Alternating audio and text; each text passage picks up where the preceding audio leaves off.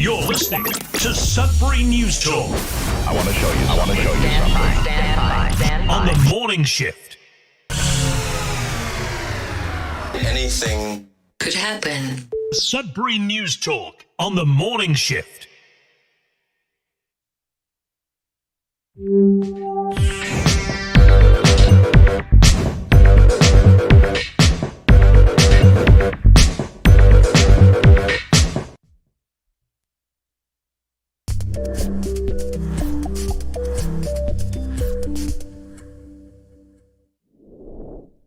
All right, good morning, everyone. Welcome to Sudbury News Talk on the morning shift. I'm AJ Walsh. I'm really glad to be here with you. I'm equally as glad that you're here with us this morning. This is December the 8th, Friday, so TGIF, and 2023, we're getting closer and closer to Christmas. We'll be even closer when we come back on Monday, and that's what I'll be saying for the next little while. Definitely get ready for Christmas. It's the thing that's coming up, and hopefully you're prepared for it, and hopefully it's a positive thing for yourself. I know it's a challenging time for many people in this time of year, and to some extent myself, it's challenging as well. We're live on CKLU 96.7 FM on the radio. We're also streaming at cklu.ca.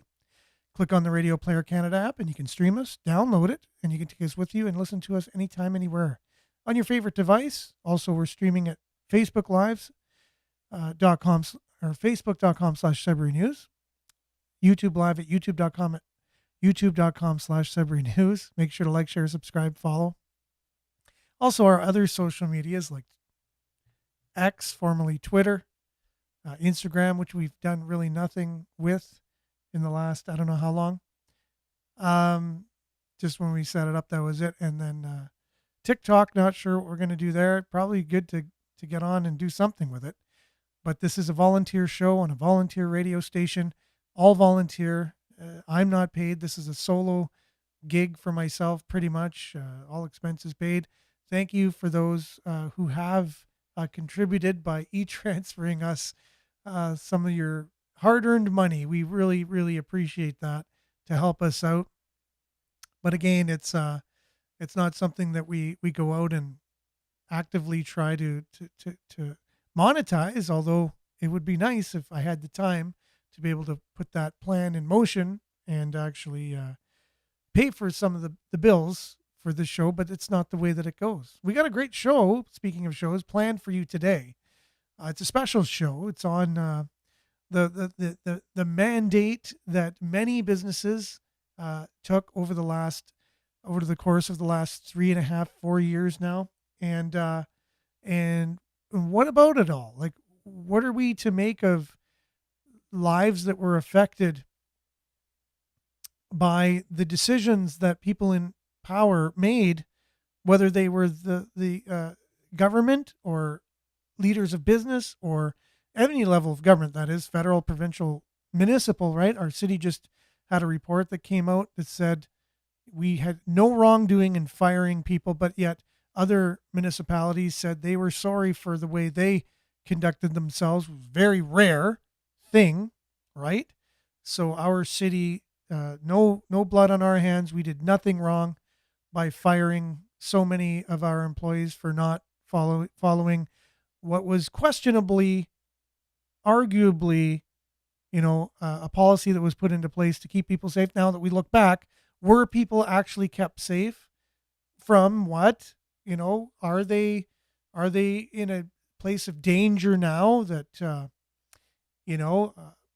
because they didn't go along with things? Is their health in peril? Did anyone go back to check on them to say, hey, how you doing health-wise? I know you didn't take the thing that was supposed to make you safe and keep everyone else safe. You're not safe anymore? How's your health? Like, we need to go back and look at these people. And I think if they're all in a challenging health circumstance, we need to say, see, we were right. Told you. You should have got the experimental solution that we all took to keep our jobs. And we're all right because many people agree with us. So, and I think we should do that. I really do. I think we should go back and see how detrimental it was to those people that didn't keep themselves safe.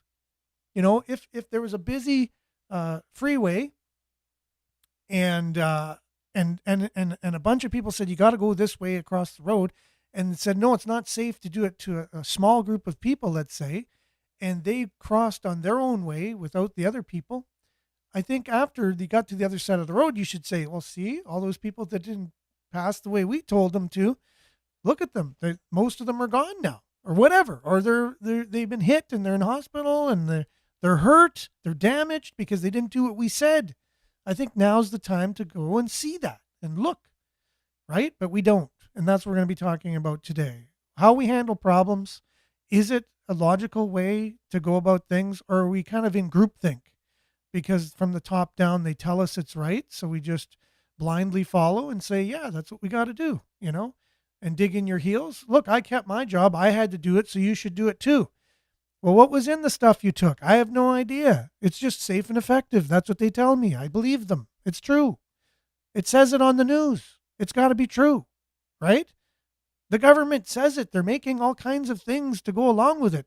Apps and passports that make sure you have it all. And pharmaceutical companies and the profitability of them have nothing to do with it whatsoever. It's all just the right thing to do to keep you healthy and safe. Don't worry about the chicken soup or eating natural honey or things that have been time tested and true for your human body over years and years and years. That has nothing to do with anything. In a lab, an experimental drug will keep you safe. That's the way it is. That's what we're all told, and you better believe it, right? It's true. It's true. And anyone who goes against that is wrong. We don't know why. It just is because people are saying it. It's called groupthink, right? Everybody's in the big groups. It's like the Candid Camera show where they showed that people are going to get in on an elevator and there's 10 people in the elevator and they're all facing the back wall. Well, that's not normal. But to this person who gets in the elevator on the show, they felt uncomfortable being the only one doing the right thing. And so they faced the back of the wall just like everyone else. And that's a really great social experiment, showing what we just went through for the last, I don't know how long. But anyways, I'll be able to actually unpack that today. There was a national citizens inquiry into all of this because the governments themselves weren't doing it. So we'll talk about that. We'll unwrap it. We'll unpack it. We'll see as we look at how we handled things. Could we learn? Can you learn from something as huge of a thing as what happened these last 4 years in our world? Could we learn a thing or two? Well, our governments don't have any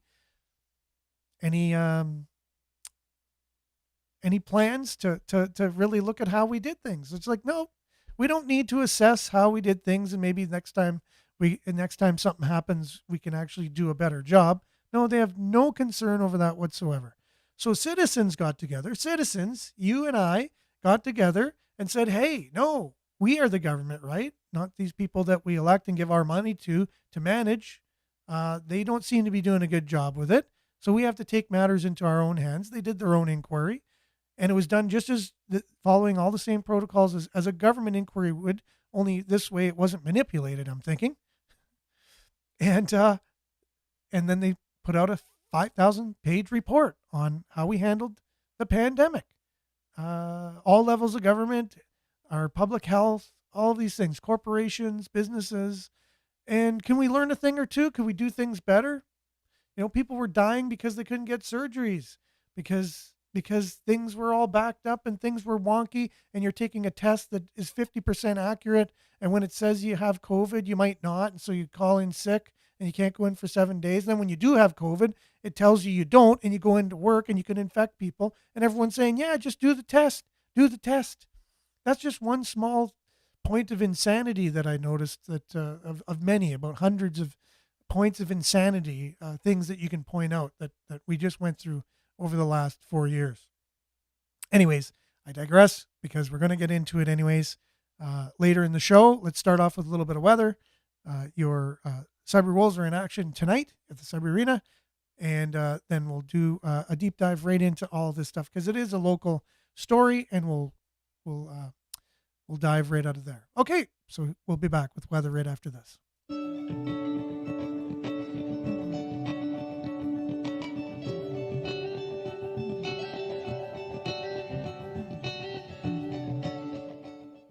And Sudbury Weather brought to you by SudburyWeather.ca. As usual, it is currently -2 degrees out there. Feels like -8 with freezing fog. I always love that term, freezing fog. And there is a fog advisory for all y'all out there. Alerts for Greater Sudbury and vicinity. Areas of dense fog will dissipate this morning as temperatures are near or below the freezing mark. Untreated surfaces may become icy and slippery. Visibility may be significantly and suddenly reduced to near zero. Travel is expected to be hazardous due to reduced visibility. If visibility is reduced while driving, slow down, watch for taillights, and be prepared to stop. So there you go. There is your warning, your alert, your advisory from Environment Canada. Today, it's cloudy. Expect a 60% chance of drizzle this afternoon, risk of freezing drizzle early this morning. The fog patches will be dissipating. As we just talked about, the high will be +3. Tonight, cloudy, 60% chance of drizzle. Fog patches developing overnight. And temperature steady near +3. +3, yes. It's mild.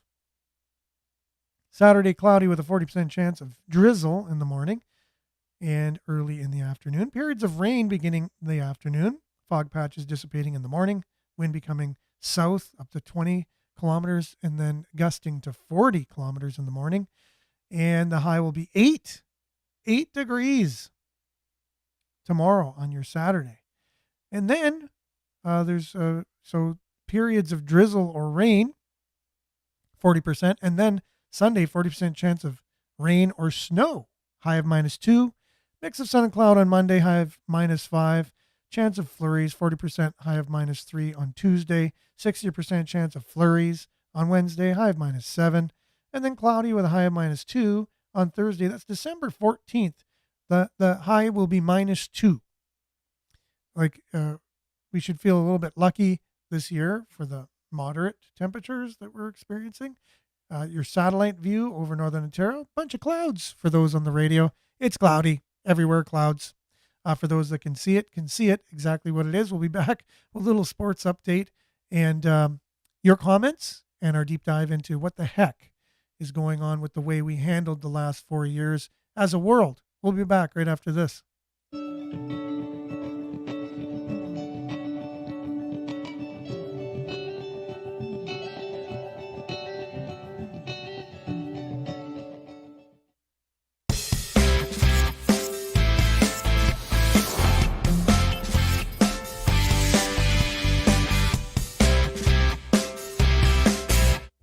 Tonight, the Sudbury Wolves are in action at the Sudbury Arena. So they're going to be facing their Central Division rivals, the Niagara Ice Dogs. And so they just, nail-biter game. We scored with 2 seconds left in the game to tie it up against the Sioux Greyhounds on Wednesday. Went into overtime. Unfortunately, we lost that game, but I think we have some momentum anyways. So we will look at making the best of tonight's game. Niagara Ice Dogs in town. Game is sponsored by Tim Hortons. They'll have plenty of great prizes for fans in attendance. It's also the Winter Wonderland Fan Fest. It starts at 5. There's, all kinds of things going on. There's games, music, face painting, festive activities. So get out there early. It starts again at 5 p.m.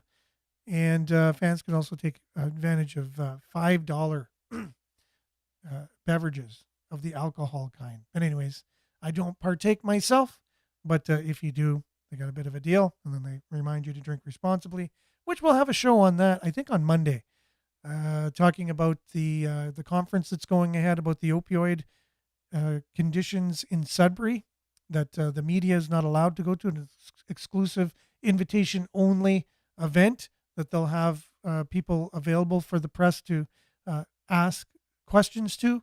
And we'll have possibly some digging into that on Monday. But anyways, that's what they said. And then on Sunday, the Wolves are in action again. 2 o'clock. Kingston Frontenacs are in town. So make sure to get your tickets for that. It's a sensory friendly game, so the sound won't be as loud, and they have a special room for your loved ones who come with you who find it a little bit too loud to kind of peace out for a bit. So they're doing all kinds of really great things down at the Sudbury Arena with the Sudbury Wolves. Make sure to get your tickets, greatersudbury.ca/tickets, or get them fast because they could be sold out because the last couple Friday games have been the more of the sellout kind. So make sure to get your tickets. Support your Sudbury Wolves.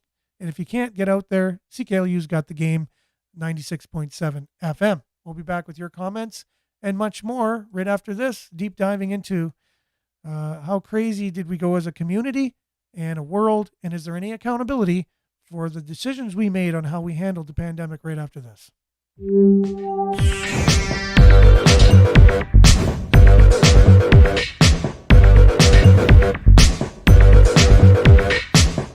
Okay, and we are back, and time is of the essence today as we want to be able to get to all of the information that I've accumulated here. We have many people joining us, so welcome aboard, Marianne from Barrie. Always liking and sharing, much appreciated. We really appreciate that. Judy, who's on Facebook here, we really appreciate you, as well as Denise. Good morning, everyone. Morning, Vin. Belinda, good morning. The most valuable possession you can own is your own heart. The most powerful weapon you can be is an instrument of peace. Yes. So thank you for that. And that is 100% true. We can only be our best selves, and we can only control ourselves first, and then maybe an influence can go out from us, whatever sphere of influence that we have. But if you're taking care of yourself, I think you got it all covered. At least that's the important part to do first. Good morning from Espanola. That's Denise. Belinda also. The mandates were against everybody's inalienable rights. So we don't have inalienable rights in Canada, but that's another story. We talked about the idea of the American Constitution and the Bill of Rights down there compared to, let's say, the Communist Manifesto, which is more of the socialist communist end of things, where the government grants you rights, right? So inalienable rights comes to you from a higher power and not from the government. But with the Marxist agenda, the Communist Manifesto, the government is your God, and they give you rights and privileges. They grant you privileges. But you're right, it was against, if there was such a thing in Canada, it would be against that. There's no doubt about it. They will come to regret this decision when everything is weighed in the balance. They will definitely be on the wrong side of history. 100% true. It reminds me of a time in history, not so long ago, in the 1930s and 40s, in a country in Europe that we resemble quite a bit, and we have resembled during this last 4 years. History repeats itself if you don't learn from it. Denise, here we have MPs exempt from it. Exactly. Thanks for sharing that. I was looking for that article, by the way. If you could email that to me or send it to me on Messenger. It's hard for me to get it from this because Facebook erases it after the show's done. Thank you, Denise. Much appreciated. I heard that MPs, about 11,000 government workers and MPs in Canada were exempt from the jab during it all. After mandating and forcing everyone else to get it. But anyways, I have to corroborate that story, and please send me that. I really appreciate it. Trevor, as usual, sending some really great links. We really appreciate it. So increase in heart failure down. Okay, that's interesting. Probably, again, right? We know there's a lot of reports out there of how things have been, excess deaths will continue to rise. Remember the whole thing of, what was the thing again? Sudden death syndrome. Remember that? What the heck's up with that? Sudden death syndrome. Like, why sudden death syndrome? Where did that come from? Why is it here now in abundance? Why are so many well-trained and in-shape athletes just dropping? It's crazy, and a lot of heart conditions. Anyways, I'm not prepared with that type of material today, so I don't want to go and then have somebody say, well, where do you find that? How is that the case? Even if you're listening on the radio, like, where's this guy getting this stuff from? And I'm not prepared with the stuff to back it up, because that's not what the show's, it's not the focus is today. But if you need that stuff, I'll definitely come with it next show as a follow-up. So a bunch of comments here coming in. Want to just get to the people that are good morning shout outs, because we want to get into the show today. There's so much material we need to cover. So let's do that. Michelle, good morning. Thanks for being with us. A lot of stuff that's Trevor is sharing. And again, continue to do that. Please, my friend, we appreciate all of the extra material for people to go through and educate themselves. If we can be anything, if we can be just educational, if anything, for people to learn something, I appreciate that.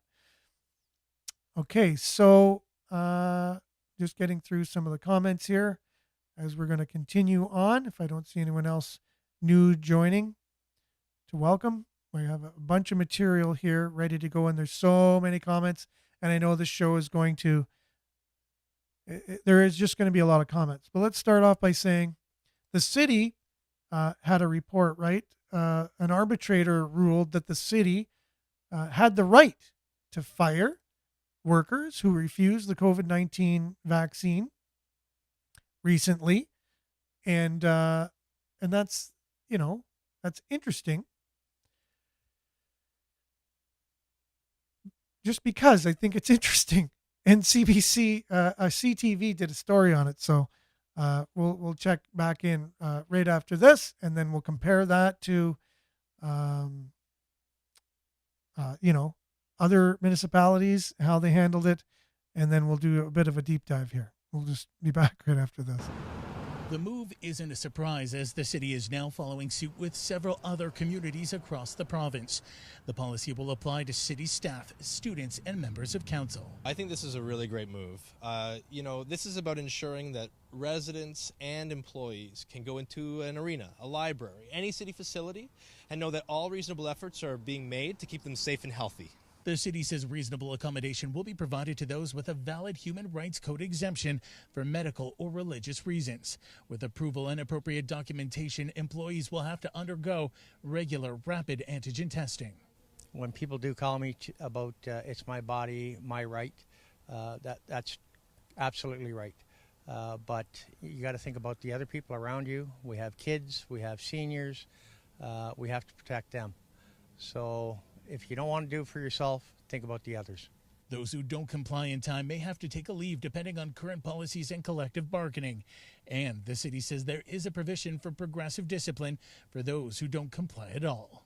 We have services where people can't work from home, and so we have to keep those services up and running for our citizens of Sudbury. And we got to make sure that our citizens are well protected. By having a variety of different public and private organizations say this is what you need to do to play ball, to have business, that it's going to encourage private contractors.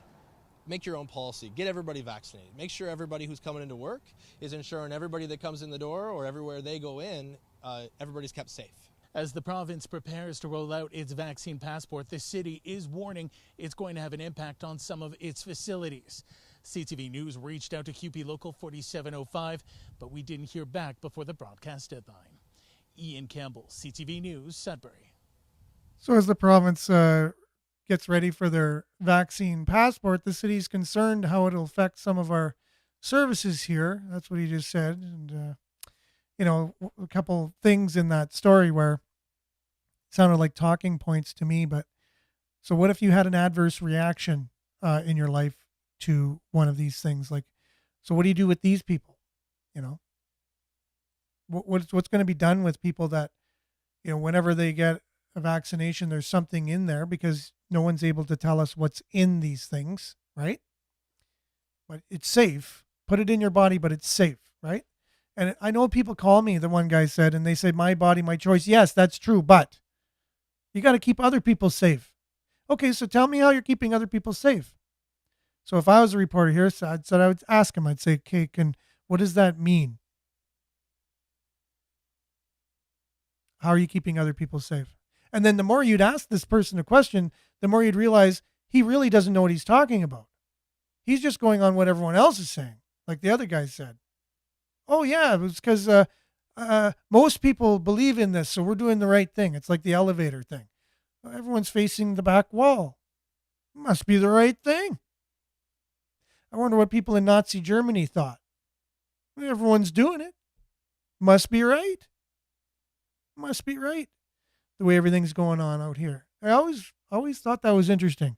How did they get everybody to go along with something that was so wrong? You know, and now I'm able to see it. So it's kind of interesting. I was able to witness it in real time just this last couple years, right? How does that happen? How do people go along with something that is against something that's natural, like a natural way to think? Just ask questions. Okay, so you need to keep everyone else safe by doing what? Taking in an experimental liquid and putting it into your body. Okay, how does that keep me safe? Well, it stops you from, I know, no, wait a minute. It was supposed to stop you, but it doesn't stop it anymore. Yeah, it was supposed to make everyone's supposed to get 2 of them. And then everyone in the world was supposed to be immune, was what we were told. And after that was done, it was like, wait a minute, everyone still gets it. So why did we get it in the first place? Well, it's to keep everyone safe. Okay, but I got it and it's not keeping anyone safe because I still get it. I still get the thing that I got the thing to keep me away from getting that thing. So how is it keeping other people safe? I can still get it. They can get it. They didn't get the thing, but I can still get the other thing that I got the thing with the thing. You know, people, again, think, you know. So now you got to take the weekly, the monthly, you know, you got to take everything. You got to keep taking it because there's new things coming out all the time and you got to keep yourself on the up and up, but it didn't prevent the thing in the first place. So why would I keep trusting you? You told me it was going to prevent it, but it didn't. Right? Or no, did they not? Did they or did they not tell us that once you take this solution, this experimental solution, that everything can go back to normal and everything can be good again and it will stop and you'll be safe and you'll be healthy? Did they or did they not tell us that? Right? So everyone in droves, yeah, okay, let's get on with our life. Let's do this. We'll keep everyone safe. But no, it's now there looks like they're going to continue with this stuff. And you have to continually be current. And the vaccine passport, you won't be able to travel unless you're current with the amount of experimental solutions you have flowing through your bloodstream on an ongoing basis. Right? Okay, is this picture starting to make sense to you in a way? How does it keep you safe? From what? What about all the people that weren't kept safe? Are they now in danger? Like, what are they in danger from? Health-wise, how are they doing? How are all these people that didn't go along with all that got fired from their jobs, health-wise, how are they doing today? They must be really sick. They must be deathly ill. They must have died because they didn't take the thing that was safe and effective, was supposed to keep everyone safe, you know? Like, this is what we're believing as a society. Groupthink. We're going on this road. We're on it. We're on this road together. We've decided, and we ain't coming back. We're going down, and we're going to go right to the end. We're going to take this right to the end as a society, right? So we talked about this national citizens inquiry looking into this stuff, and we have, instead of me reading the whole report, which I plan on doing it, but again, this is a volunteer thing I got going on here. And I do have a full-time job, and I am a full-time student in a master's program, and I do have a family, and I do have volunteer work to do. And so there are people that are paid to do this stuff that we can rely on, which is, journalists. So let's see from their perspective. This is Harrison Faulkner with True North News talking about the very report that was out and how the world needs a little bit of accountability on how we handle things, not to keep digging in our heels and going further into this thing. But anyways, I'll be back right after this. A country in which political leaders and unelected bureaucrats can ruin and upend the lives of millions of their own people due to their own mistakes and face zero accountability is not a free country. It's not a democratic country, but it's the country that we live in. It is what's happening in Canada. It's the kind of thing that should scare every Canadian, and most importantly, it's the kind of thing that every Canadian should be paying attention to. Now, the great people over at the National Citizens Inquiry have been paying attention to this. After 24 days of hearings and listening to over 300 testimonies, along with sinking thousands of volunteer hours into research, the National Citizens Inquiry have published their final report. Now, the findings of the National Citizens Inquiry final report won't surprise many Canadians. But what also won't surprise many Canadians is the complete lack of interest taken by public health officials and political leaders into the recommendations and findings of the inquiry's final report. That's because not only do these people not expect to be held to account, but they have no interest in holding themselves to account, obviously. So what will actually come from this monumental citizen-led effort? As a matter of fact, the National Citizens Inquiry sent out 63 summons to public health officials and political leaders to see if maybe they would like to show the Canadian public what they were up to during that time and if they have any justification for what they did. Of course, not a single official testified at the NCI, not one. The haughty attitude of absent officials who refused invitations to testify leaves many wondering what these nabobs of national health and their political overlords have to hide. The record of their refusal to speak with their fellow Canadians stands, and truth and trust are the losers. That is the equivalent of giving a giant middle finger to the suffering Canadian public.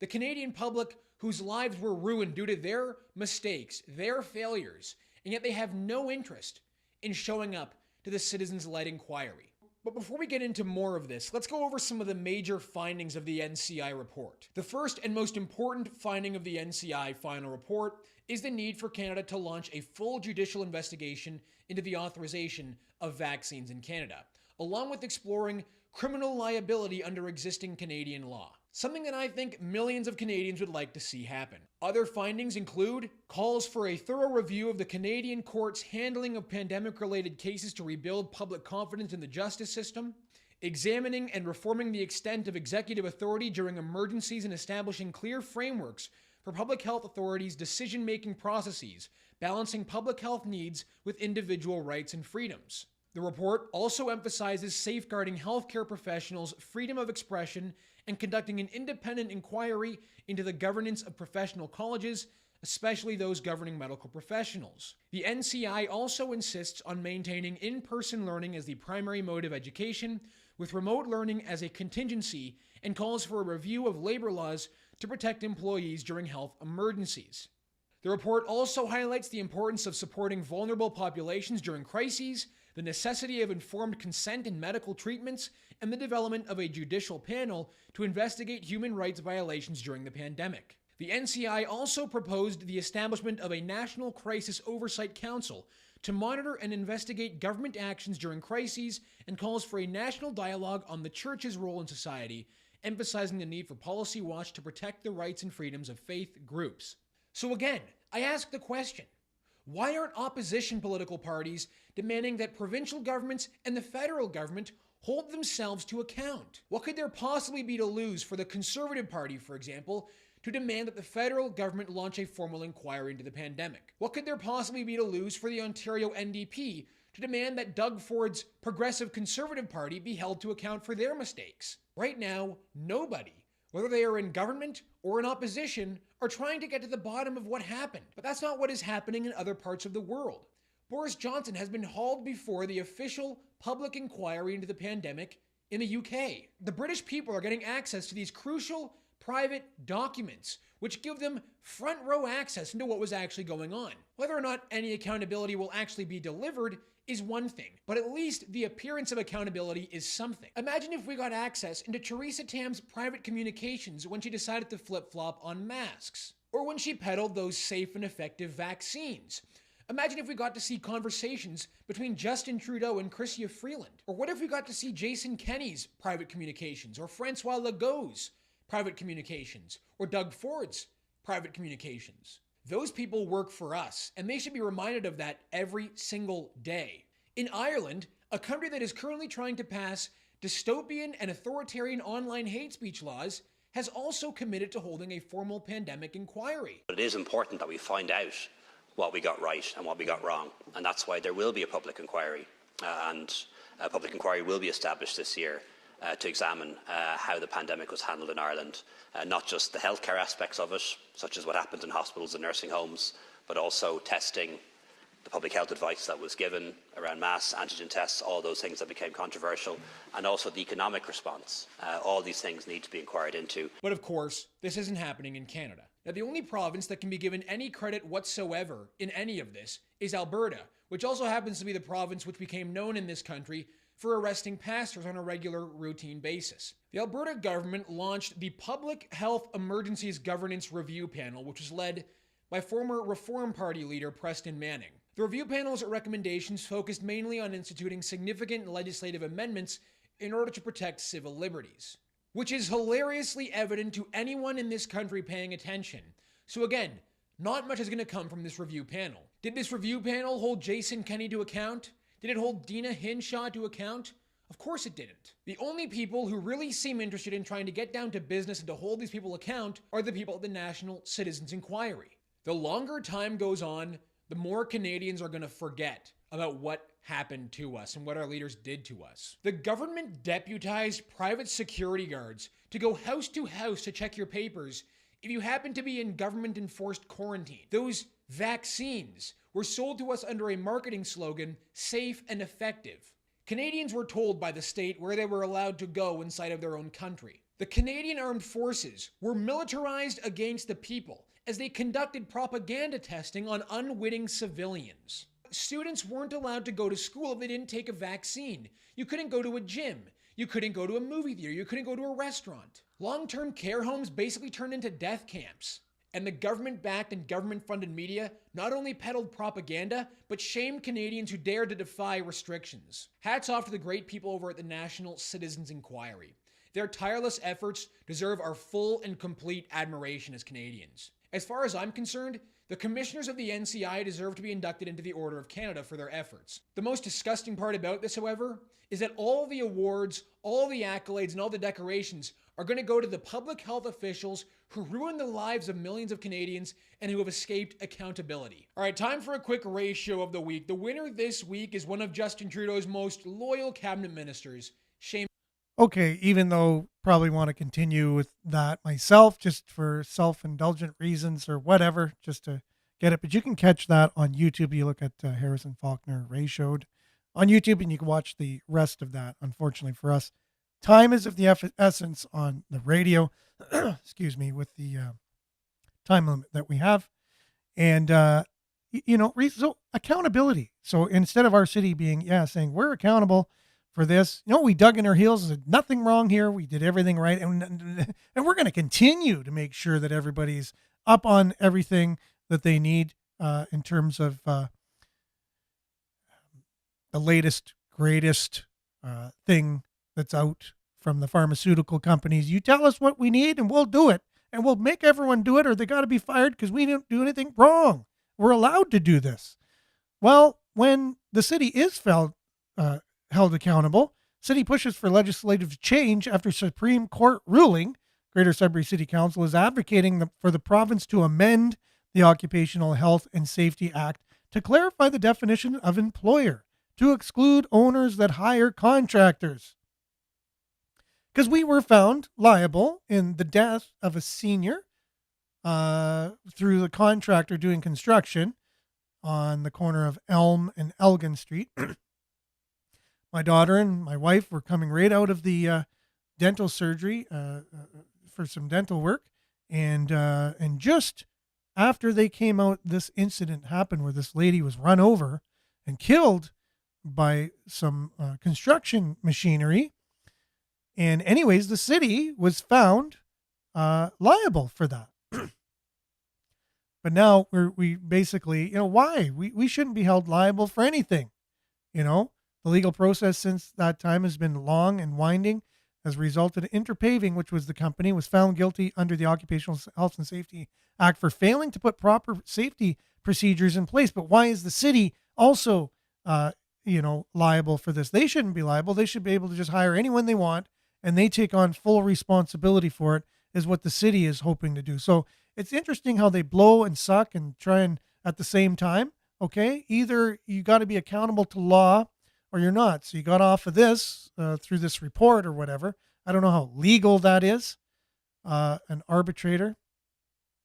So I think the union should appeal, just like the city appealed this decision for the rights of people, But look how the city of Sudbury does business. How many lawsuits do we have against our city? I'd like to know that. Talk about transparency.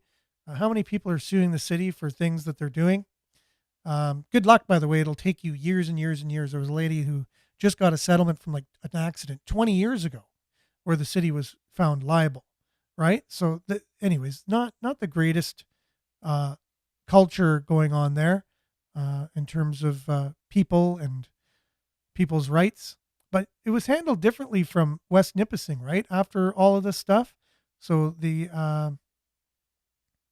council in West Nipissing said they did find that they were basically responsible for destroying people's lives by the way they handled the pandemic.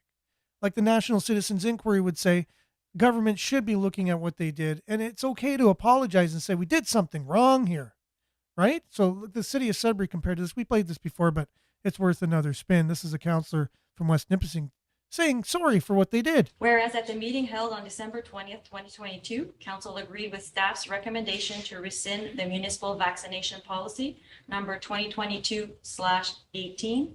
Be it therefore resolved that the vaccination policy number 2022/18 is hereby rescinded effective immediately. Questions or comments? Councillor Tessier? I would like to just make a comment if I could Okay. read. So I want to take a moment to acknowledge that this policy caused a lot of unnecessary harm and animosity within our workforce and community. I believe that this policy was mistakenly adopted 12 months ago.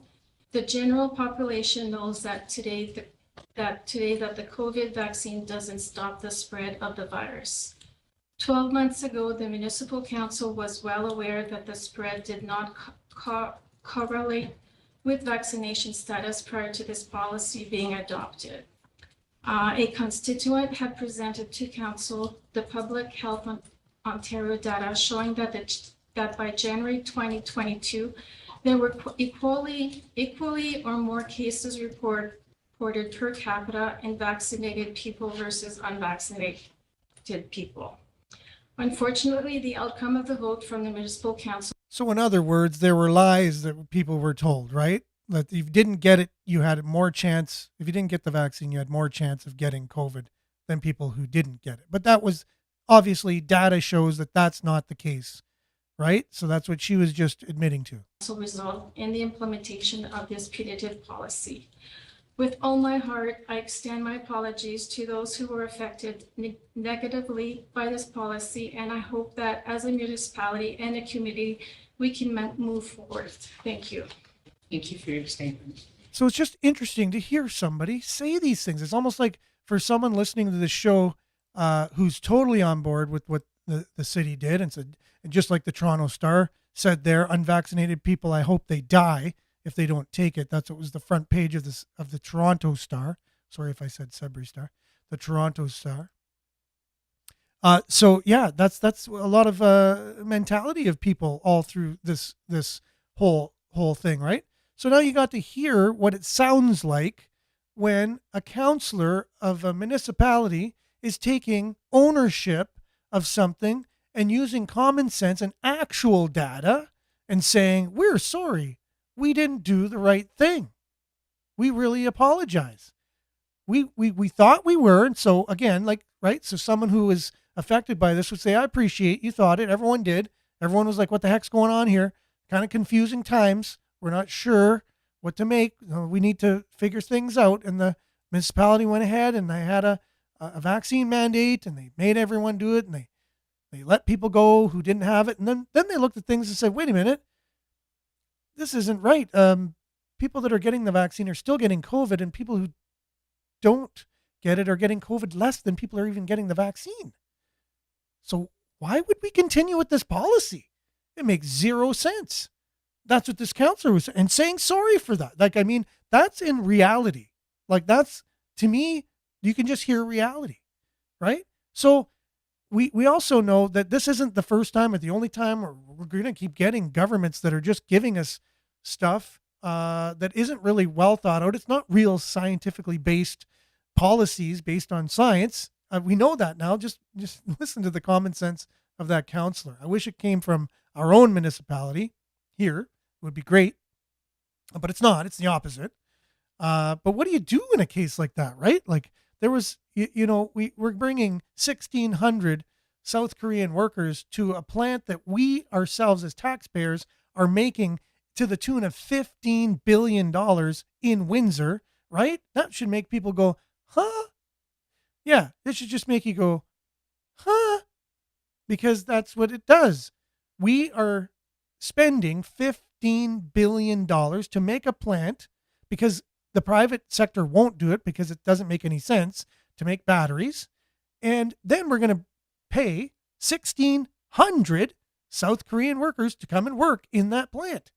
How does any of this make sense? It doesn't. There's something else going on here that's not transparent, right? So something similar was happening to a community in Michigan, and it's really interesting to see and pay attention to the numbers. This plant that they were going to get was only going to cost them $2 billion.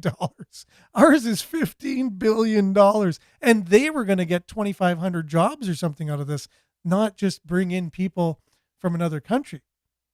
Possibly there was going to be some Chinese workers along with this plant. But anyways, just watch what they did as a community with their city council, who approved this unanimously. It's almost like a fantasy of freedom-loving Americans to take their current government, show them the door, kick them down the steps, and change the locks. Well, that literally just happened in a small town in Michigan. Not the kick them down the steps part, but they did unseat their entire government, and they did change the locks on the former government's offices. People often say, you can't fight City Hall. Well, you can't say that to the people of Green Charter Township, Michigan anymore, because they did just that. They fought and got every last one of the town-hating scoundrels in their government ousted. Residents of Green Charter Township, Michigan, strongly disapproved of their local township board's decision to greenlight the construction of a Chinese-connected electric vehicle battery plant in their community. The name of the company is Goshen. It's billed as an energy solutions battery technology company with locations in Fremont, California, Independence, Ohio, Germany, Shanghai, and Singapore. The project was expected to create more than 2,300 jobs as part of a $2.34 billion investment. And by the way, Chinese entities currently own more than 383,000 acres of U.S. farmland, and some Americans have had enough. Despite the backlash from residents, the board moved forward with the Chinese-affiliated project. One race you probably did not see on the front pages of most newspapers, at least, and it's a race that's sending shockwaves from one small town in Michigan all the way to China. Voters in a small Michigan township tossed out their entire town board last night. A locksmith was even brought in to change the locks on the ousted officials' former offices late night. They were voted out because they supported a controversial battery plant linked to the Chinese government. We're in the town hall. It's very strange because the government is just gone. They all packed up yesterday. This was the supervisor's office. He took his desk, took a bunch of other stuff. It's empty now. The clerk's office down here, Elizabeth, where they do a lot of the town business, is just empty. The new board members are going to move in. get everything going, and they say one of their biggest priorities is stopping that project that's associated with China. There's a new government in Green Charter Township, Michigan, and they didn't waste any time changing the locks at the town hall. Residents ousted their entire town board last night, upset after they approved plans for a massive Chinese-affiliated electric vehicle battery plant. I think they thought we were a bunch of local yokel rednecks that wouldn't do anything, and we were blessed with a crew that was very intelligent. But it's been a long journey to this point. When we first arrived in Green Charter Township last year, residents were angry. My family members fought communism. And you're bringing it right here. Everybody's entitled to an opinion, and guess what China's is? They don't like us. The township board was not answering our questions about secret deals with Chinese-affiliated company Goshen. Mr. Jernstead, my name is Brian Enton. I'm a reporter with News Nation. With News Nation. I don't know. Do you have a contract with Goshen involving your land? No comment. Did you sell Goshen your land?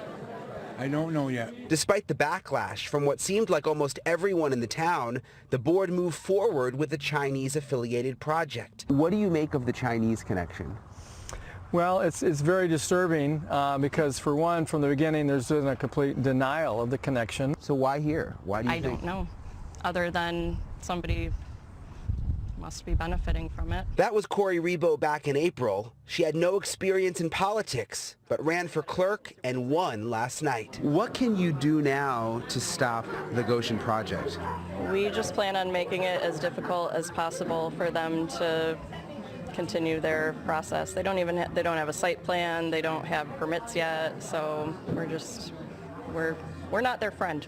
As far as demographics, Green Charter Township has about 3,200 people, most of whom vehemently rejected the idea of Goshen coming to town. A lot of people involved in unseating the local government goons had no experience in politics. And it's the possible communist connection that so many Green Charter Township residents said drove them to the polls and fueled the town's anger. The Chinese-affiliated company Goshen previously denied allegiance to the Communist Party of China. However, its corporate records say, quote, "The company shall set up a party organization and carry out party activities in accordance with the Constitution of the Communist Party of China." Resident Harry King said, "Right now, we're not on friendly terms with China. They're threatening us, and I consider them the enemy. I don't want him here either." And with the overwhelming distrust for the town's government, a clerk from a neighboring township ran the election and counted the ballots. Cheers erupted as voters heard the results from the recall election held to vote out the entire town board. The new board will be sworn in on Wednesday, and the process to keep Goshen out of their township will begin. So I guess, long story short, there is hope out there for people, but you need to be united in what you're doing. You need to understand education is a huge part of it. When you find that your governments, whether it's federal, provincial, or municipal, are doing things that aren't in the favor of you, who are paying for them, and they're representing you, you still have the ability to do something about it. And it's just good to see stories like that.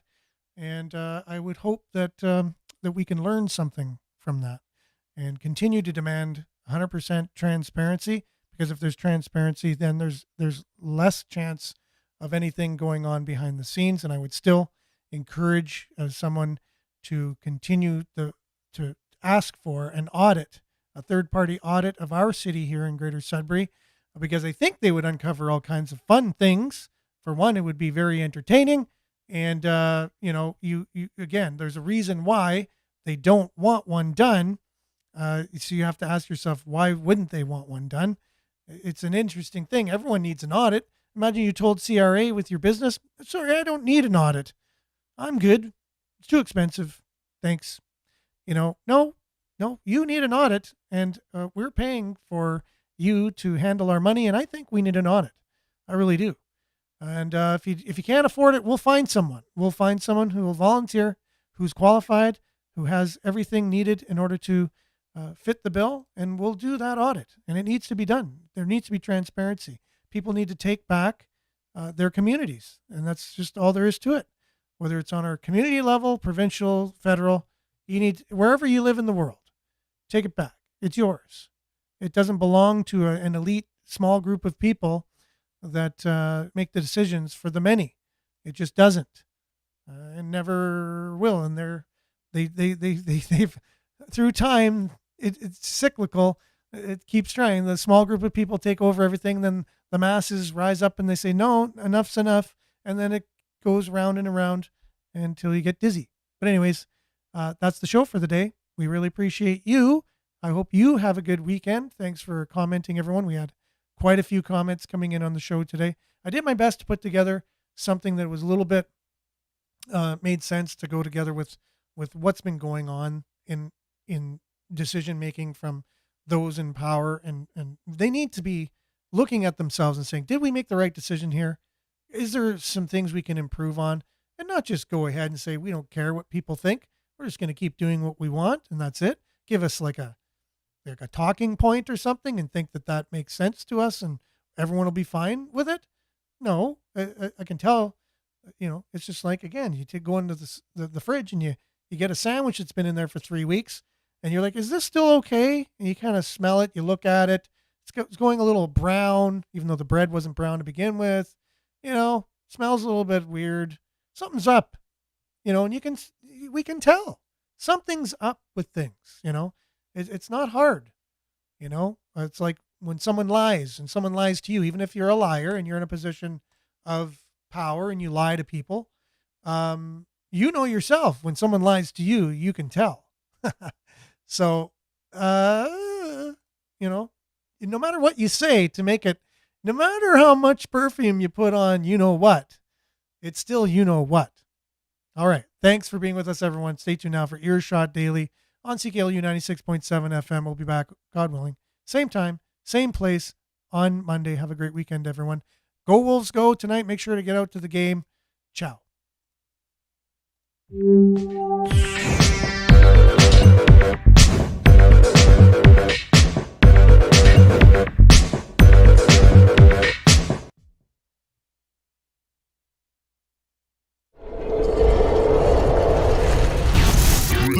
This is Sudbury News Talk on the morning shift.